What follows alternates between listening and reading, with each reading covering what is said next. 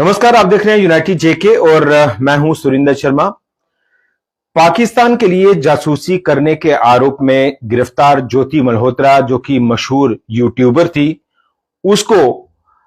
लेकर एक बड़ा खुलासा जो है वो पुलिस ने किया है। पुलिस द्वारा जो चार्जशीट दाखिल की गई है उसमें कई बातों का जिक्र किया गया है और खास तौर पर ज्योति मल्होत्रा का कश्मीर कनेक्शन,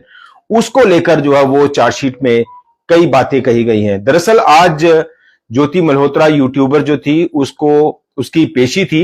और वर्चुअल मोड पर जो है वो आज कोर्ट में पेश हुई और उस दौरान जो है वो जो भी चीजें चली और उस दौरान कई सारी बातों का खुलासा जो है वो किया गया है। और खास तौर पर जो पुलिस द्वारा ज्योति मल्होत्रा को लेकर जो चार्जशीट बनाई गई है, यह बताया जा रहा है कि उस चार्जशीट में पुलिस ने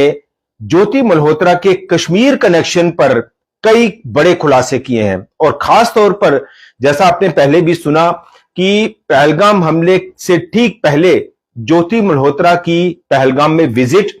उसको लेकर भी पुलिस को संशय है कि क्या ये जो रैकी है वो की गई थी। और पहलगाम को लेकर जो इनपुट्स हैं वो ज्योति मल्होत्रा ने जो है वो अपने जो पाकिस्तान में जो उसके हैंडलर हैं उनको वो रैकी की जो रिपोर्ट्स हैं, इनपुट्स हैं वो दिए थे और उसके बाद जो है वो पहलगाम हमला हुआ। और इसमें अब एक जो बड़ा खुलासा हुआ है वो ये भी कि ज्योति मल्होत्रा ने कश्मीर में डैम के वीडियो भी बनाए हैं, कुछ डैम्स जो है वो उसके वीडियो बनाए हैं। और यह भी कहा गया पुलिस द्वारा कि वो जो डैम के वीडियो बनाए गए थे वो वीडियो जो है वो पाकिस्तान में आईएसआई और जो हैंडलर हैं ज्योति मल्होत्रा के, उनको वो जो वीडियो है वो दिए गए हैं। और डैम्स जो हैं वो जम्मू कश्मीर में या कहीं भी डैम्स बड़े महत्वपूर्ण होते हैं, चूंकि डैम के बारे में वीडियोग्राफी और ये सारी इनपुट्स और लोकेशन जो है वो अगर आप देते हैं आतंकियों को या पाकिस्तान को या आईएसआई को, तो सीधा जो है वो डैम को भी टारगेट किया जा सकता है और एक भारी तबाही जो है वो पाकिस्तान में बैठे हुए ही जम्मू कश्मीर में मचाई जा सकती है। तो उस लिहाज से ये बड़े संवेदनशील इलाके होते हैं, डैम वाले जो इलाके होते हैं, हाई सिक्योरिटी इलाके होते हैं, जो मिलिट्री एस्टेब्लिशमेंट्स होती हैं वो बहुत हाई सिक्योरिटी सेंसिटिव इलाके होते हैं। तो इन चीजों की जो रैकी है वो ज्योति मल्होत्रा ने की है, ये पुलिस का दावा है, उस चार्जशीट में कहा गया है। और कश्मीर में किसी डैम का भी उसने जो वीडियो बनाया है, हालांकि ये पर्टिकुलर कौन सा डैम है इसको लेकर बात नहीं कही गई है, क्योंकि वो चीजें जो है वो जाहिर सी बात है कि ये कुछ अंदर की इनपुट्स होती हैं, तो उस बात का जिक्र नहीं किया गया कि किस डैम का जो वीडियोग्राफी है वो की गई। और ये भी पुलिस का कहना है कि ज्योति मल्होत्रा जिस तरह से पिछले कुछ समय से पूरी तरह से पाकिस्तान की आईएसआई और कुछ अपने हैंडलर्स के साथ जो है वो कांटेक्ट में थी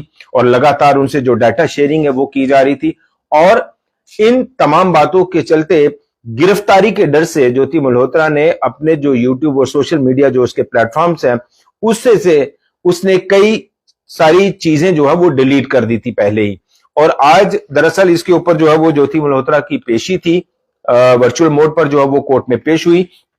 और कोर्ट ने फिर आगे 7 दिन के लिए जुडिशियल कस्टडी में यानी न्यायिक हिरासत में जो है वो ज्योति मल्होत्रा को भेज दिया है। तो ये हम बता रहे थे आपको कि ज्योति मल्होत्रा का कश्मीर कनेक्शन और आईएसआई के साथ उसका जो पूरी तरह से तालमेल और पाकिस्तान के साथ उसका तालमेल, और जिस तरह से अभी ऑपरेशन सिंदूर के दौरान भी कई सारी चीजों का जिक्र हुआ कि पाकिस्तान में बैठे हुए जो आईएसआई एजेंट्स हैं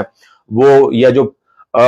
सोशल मीडिया चलाने वाले जो आईएसआई के एजेंट्स हैं वो किस तरह से ज्योति मल्होत्रा की सपोर्ट में आ रहे हैं और पूरी तरह से एक सोशल मीडिया कैंपेन जो है वो चलाने की कोशिश हो रही है ताकि उसको किसी तरह से जो है वो शेल्टर हो सके। और ये आपको बताएं कि 15 मई को पाकिस्तान के लिए जासूसी के आरोप में 15 मई को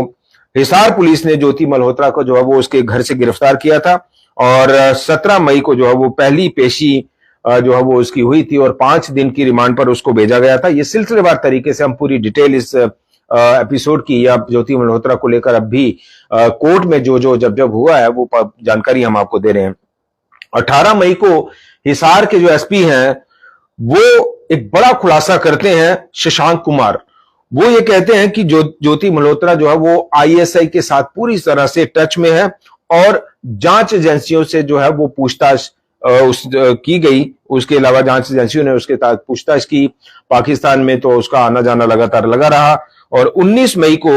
एनआईए यानी नेशनल इन्वेस्टिगेशन एजेंसी जो है ज्योति को चंडीगढ़ से ले गई और 7 घंटे तक जो है वो उससे पूछताछ की गई एनआईए के द्वारा।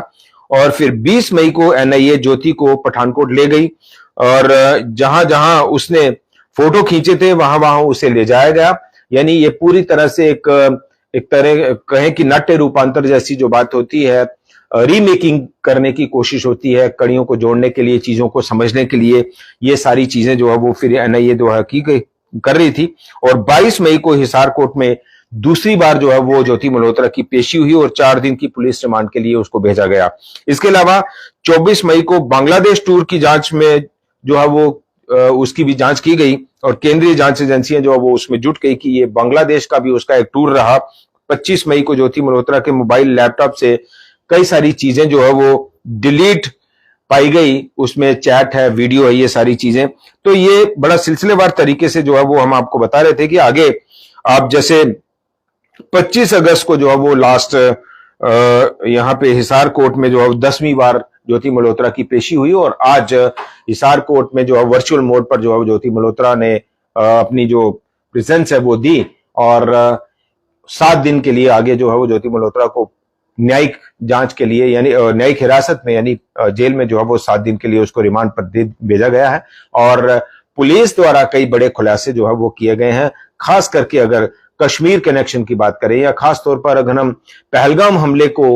मद्देनजर रखते हुए बात करें तो जांच एजेंसियों का और पुलिस का यह बड़ा पुख्ता दावा है कि जिस तरह से पहलगाम हमले से ठीक पहले ज्योति मल्होत्रा ने पहलगाम का विजिट किया, हो सकता है वहां पे कुछ वीडियोग्राफी, कुछ रेकी जो है वो की गई हो और उसके इनपुट्स जो है वो फिर आईएसआई और अपने जो पाकिस्तान हैंडलर्स हैं उनको दिए गए हैं और उसके बाद पहलगाम में जो है वो ये बड़ा हमला हुआ है। तो जांच एजेंसियां पहलगाम हमले की कड़ियों को ज्योति मल्होत्रा की विजिट के साथ जोड़कर, उसके मद्देनजर जोड़कर ये सारी कड़ियों को जोड़ने की कोशिश कर रही है। और ये जो मामला है ये पूरी तरह से ज्योति मल्होत्रा जो यूट्यूबर है उसके ऊपर पाकिस्तान के लिए जासूसी करने के बड़े गंभीर आरोप हैं और उसके सबूत या उसके तथ्य या उसके आधार जो है वो पुलिस के पास बड़े पुख्ता